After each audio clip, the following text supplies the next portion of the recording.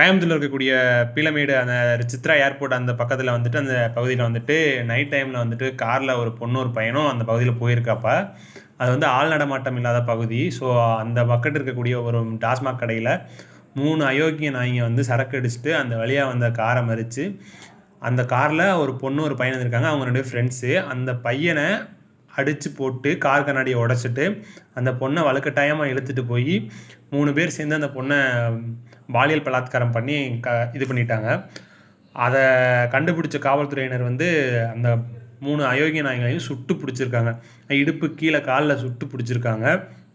அந்த பாதிக்கப்பட்ட பையன் வந்து தகவல் தெரிவிச்சு, அந்த பொண்ண வந்துட்டு சொல்றதுக்கே அருவருப்பா தான் இருக்கு. ஸோ, அந்த மாரி இதெல்லாம் பண்ணி இது பண்ணிட்டாங்க.